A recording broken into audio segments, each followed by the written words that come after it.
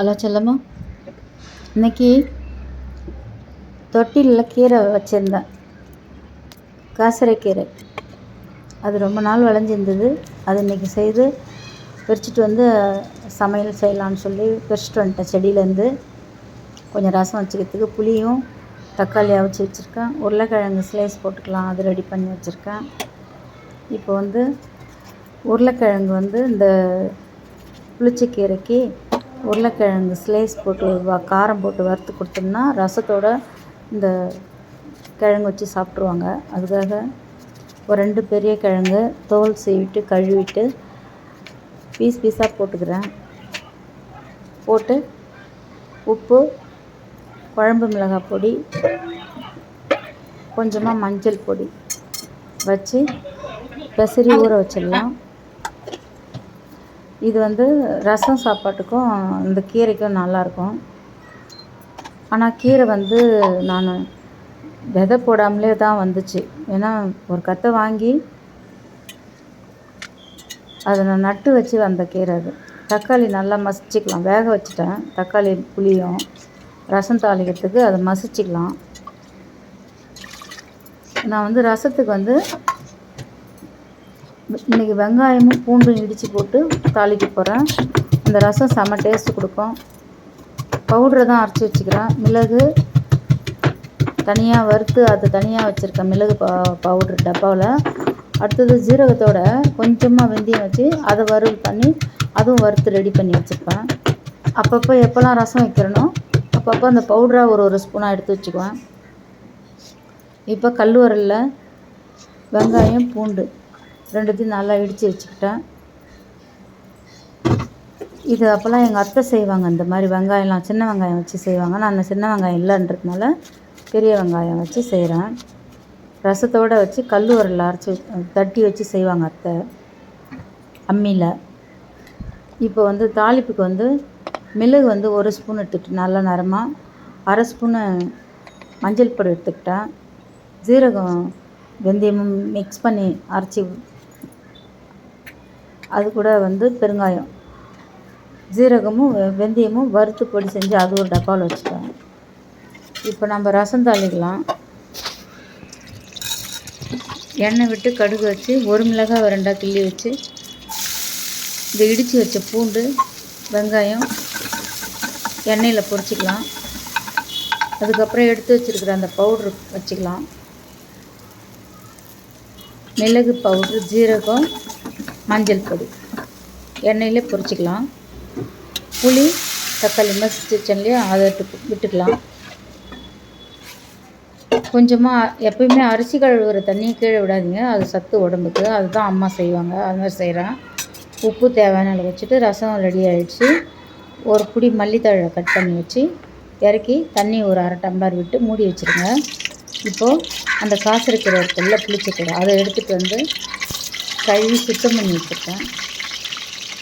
அதுக்கு ஒரு 5 காஞ்ச மிளகாய் எடுத்துக்கிட்டேன். தாளிப்புக்கு நல்லெண்ணெய் விட்டு 5 காஞ்ச மிளகாய் வச்சு பொரியல். தக்காளி 3 தக்காளி, 1 பிடி பூண்டு, அது அதுவும் பொரிஞ்சு வரட்டும். கீரை நல்லா க்ளீனாக கழுவி எடுத்து வச்சுருக்கேன். அதில் வச்சுட்டேன்.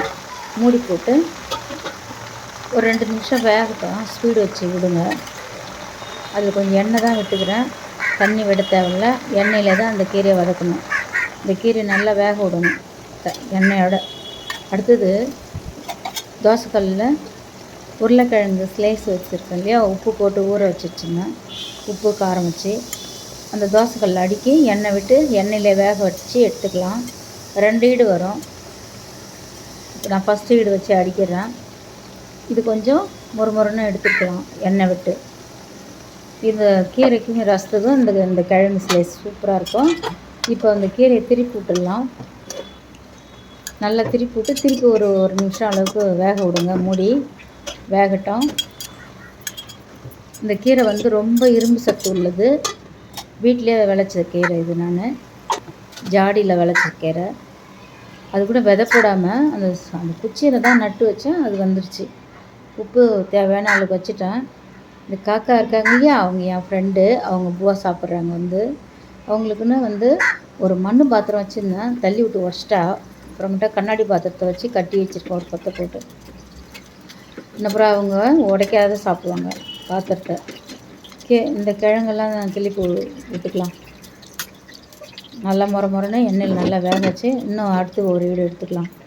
இப்போ இந்த கீரையை தாளிச்சிக்கலாம். கீரையை வந்து ஆற வச்சு அதை நான் மிக்சியில் சட்டியில் கடைஞ்ச பதத்துக்கு அரைச்சி எடுத்துகிட்டு வந்துட்டேன். ரொம்பவும் வந்து நைஸாக அப்படியே குழன்னு அந்த அளவுக்கு ஓட்டக்கூடாது. சட்டியில் கடையிற பதத்துக்கு தான் அதை நம்ம ஓட்டணும். எண்ணெய் விட்டு கடுகு வச்சு தாளிப்பு கொடுத்து கொண்டு வந்து வானலில் வச்சுக்கிட்டேன்.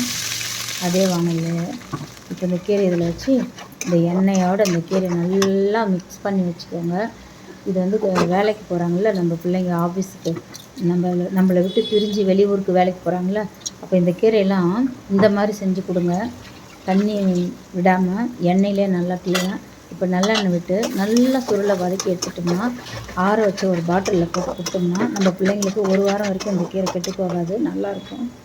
இதே மெத்தடில் தக்காளி இல்லாமல் புளி, பூண்டு, இஞ்சி, காஞ்ச மிளகாய் எல்லாம் வச்சு புதினாவோட இந்த மாதிரி புதினா தொக்கு பண்ணி கொடுத்து அனுப்புங்க பிள்ளைங்களுக்கு. ஆஃபீஸ்க்கு சென்னைக்கு போகிறாங்க வேலைக்குன்னா இந்த மாதிரி தொக்கு பண்ணி கொடுக்கலாம். புதினா துவையல் இது வந்து புளிச்சக்கீரை துவையல்.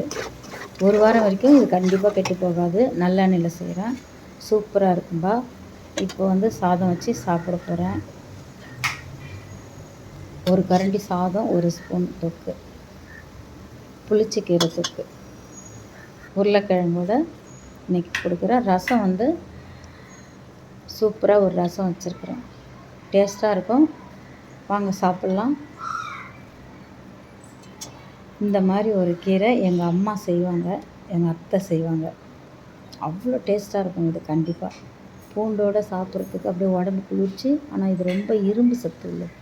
படைச்செல்லாம் அடுத்த வீடியோவில் பார்க்கலாம்.